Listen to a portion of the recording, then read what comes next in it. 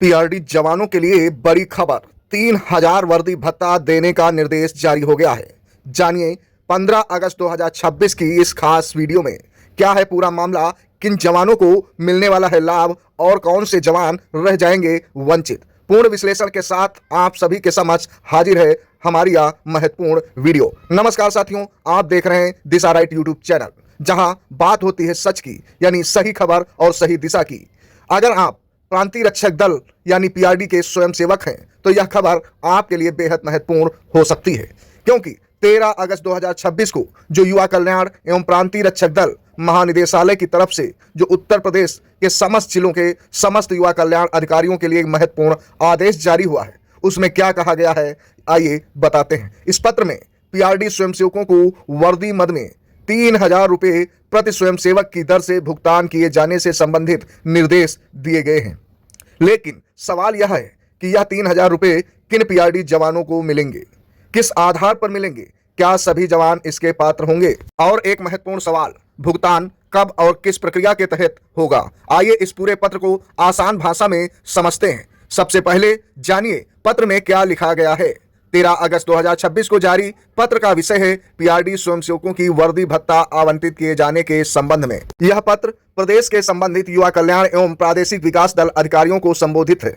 पत्र में एक पूर्व सूचना का हवाला देते हुए बताया गया है कि प्रशिक्षण एवं पुनर्प्रशिक्षण प्राप्त प्रत्येक पीआरडी जवानों को वर्दी मद में 3000 रुपये की धनराशि दिए जाने की व्यवस्था से संबंधित प्रक्रिया आगे बढ़ाई जा रही है। यानी मामला केवल मौखिक घोषणा तक सीमित नहीं है, बल्कि महानिदेशालय की ओर से जिला स्तर पर कार्रवाई के निर्देश जारी कर दिए गए हैं। किन पीआरडी स्वयंसेवकों की बात हो रही है, यहाँ पर पत्र में विशेष रूप से उन पीआरडी स्वयंसेवकों का उल्लेख किया गया है। इस पत्र के माध्यम से यह बताया गया है कि वर्ष 2023-24 और वर्ष 2024-25 और वर्ष 2025-26 यानी इन 3 वर्षों में विभिन्न जनपदों से पीआरडी जवानों ने प्रशिक्षण प्राप्त किया है, चाहे वह महिला पीआरडी जवान हो या पुरुष पीआरडी जवान। दोनों के द्वारा प्रारंभिक प्रशिक्षण और पुनर्प्रशिक्षण प्राप्त किया गया है। लेकिन बजट की कुछ कमी के कारण प्रशिक्षण के दौरान उन कुछ पीआरडी जवानों में से कुछ वर्दी सामग्री प्राप्त नहीं कराई जा सकी, जिस कारण अब ऐसे पीआरडी स्वयंसेवकों के संबंध में भुगतान की प्रक्रिया को आगे बढ़ाने के निर्देश जारी किए गए हैं।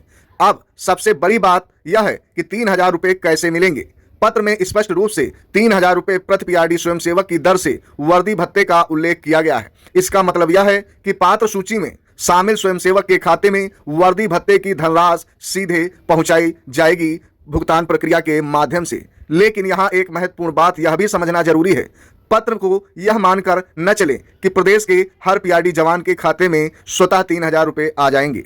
पत्र में स्वयंसेवकों की सूची और निर्धारित प्रक्रिया का भी उल्लेख है, इसलिए भुगतान संबंधित रिकॉर्ड और पात्रता के आधार पर भुगतान किया जाना है।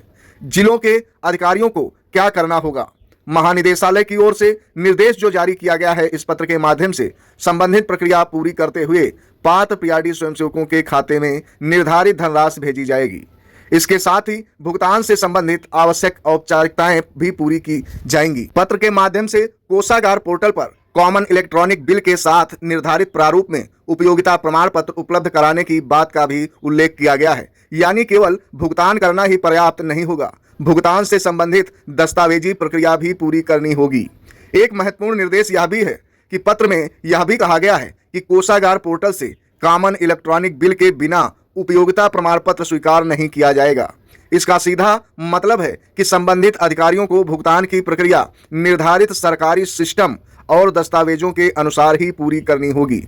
अब पीआरडी जवानों के मन में सबसे बड़ा सवाल उठ रहा होगा, अगर किसी जवान ने वर्ष 2023-24, वर्ष 2024-25 या 25-26 में निर्धारित प्रशिक्षण या पुनर्प्रशिक्षण प्राप्त किया है और उसे उस समय वर्दी संबंधी लाभ नहीं मिल पाया था, तो उसे अपने जिले में यह जरूर पता करना चाहिए कि क्या उसका नाम पात्र पीआरडी स्वयंसेवकों की सूची में शामिल है या नहीं, क्योंकि पत्र में जनपदवार विवरण एवं सूची का भी उल्लेख किया गया है। इसलिए स्वतः अनुमान लगाने के बजाय संबंधित जिला कार्यालय से सूची और भुगतान की स्थिति की जानकारी लेना ज्यादा उचित होगा।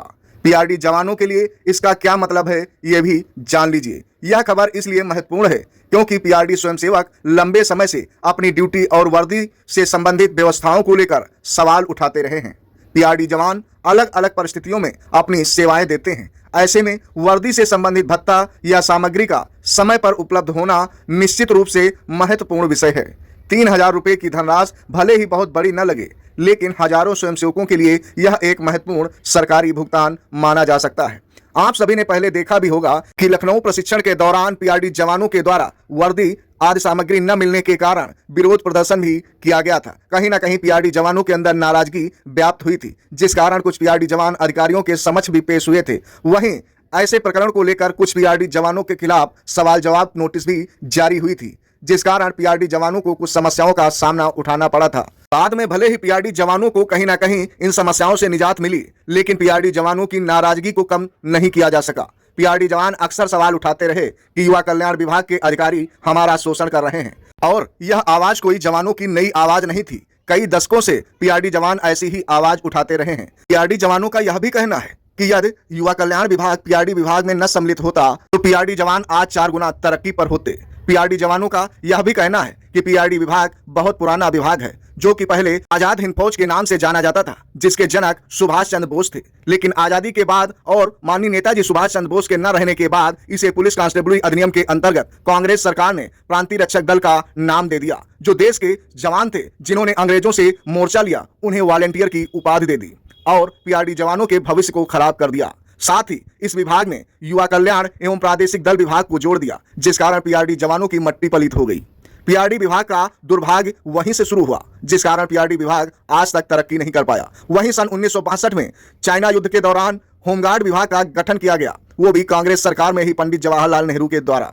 लेकिन होमगार्ड विभाग आज आगे निकल गया और पीआरडी जवान पीछे रह गए। ऐसा क्यों, जबकि दोनों वॉलंटियर हैं? तो यह कुछ देश विरोधी सरकारों की पार्टियों की नीति रही, क्योंकि सुभाष चंद्र बोस को कांग्रेस सरकार कभी पसंद नहीं करती थी, जिस कारण कांग्रेस सरकार के द्वारा पीआरडी जवानों को कहीं ना कहीं दबाकर रखने का कार्य किया गया, जिस कारण पीआरडी जवानों की तरक्की कभी नहीं हो पाई। लेकिन आज योगी सरकार में जो पीआरडी जवानों की आवाज बुलंद हो रही है, पीआरडी जवान अपने निष्ठा और कर्तव्यों के नाम पर अपने विभाग के नाम को कहीं ना कहीं रोशन करने का कार्य कर रहे हैं। वह पीआरडी जवान आज जो समस्याओं से ग्रसित हैं, लेकिन यह उम्मीद और आशा लगाए हैं कि सरकार के द्वारा इन समस्याओं से उन्हें जल्द निजात मिलेगी। ऐसे में 3,000 रुपये जो वर्दी भत्ता सरकार के द्वारा और महानिदेशालय के द्वारा स्वीकृत किया गया है, तो ऐसे में पीआरडी जवानों को निराशा यह भी है कि वर्दी सबसे ज्यादा उपयोग हम ही लोग करते हैं, क्योंकि हर चौराहे पर पीआरडी जवान तैनात होते हैं और सबसे ज्यादा मेहनत का कार्य करते हैं, जिस कारण पीआरडी जवानों की वर्दी सबसे ज्यादा खराब होती है। ऐसे में प्रत्येक वर्ष पीआरडी जवानों को वर्दी का लाभ मिलना चाहिए, जिस प्रकार से पुलिस कांस्टेबल और अधिकारियों को मिलता है,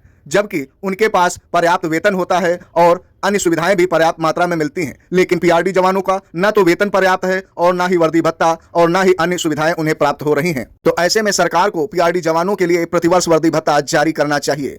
साथ ही मुख्यालय के द्वारा जो वर्दी वितरित की गई है, उसके तहत पीआरडी जवानों के वर्दी भत्ते में कटौती नहीं की जानी चाहिए। प्रत्येक पीआरडी जवान को वर्दी भत्ता मिलना चाहिए, ताकि समस्त पीआरडी जवान अपनी वर्दी अच्छे से स्वयं सिला सकें। इसके साथ ही उसकी गुणवत्ता भी स्वयं तय कर सकें, ताकि कल के समय में अधिकारियों के ऊपर कोई लांछन न लगे। फिलहाल यह वीडियो आप दिशा राइट चैनल के माध्यम से देख रहे थे। दिशा राइट चैनल आपसे एक विशेष अपील भी करता है कि यदि हमारी वीडियो पसंद आई है तो प्लीज लाइक करते हुए इसे अपने दोस्तों के पास अवश्य शेयर कर दीजिए। और जो दर्शक हमारे चैनल पर पहली बार आए हैं, उनसे विनम्र निवेदन है कि ऐसी ही रोचक वीडियो देखने के लिए हमारे चैनल को सब्सक्राइब अवश्य कर लीजिए, ताकि कोई भी वीडियो आपसे मिस ना हो। हर एक महत्वपूर्ण जानकारी आपको समय पर मिले। फिलहाल आज की वीडियो में दीजिए विदाई। आगे फिर मिलेंगे एक महत्वपूर्ण जानकारी के साथ। जय हिंद, जय भारत।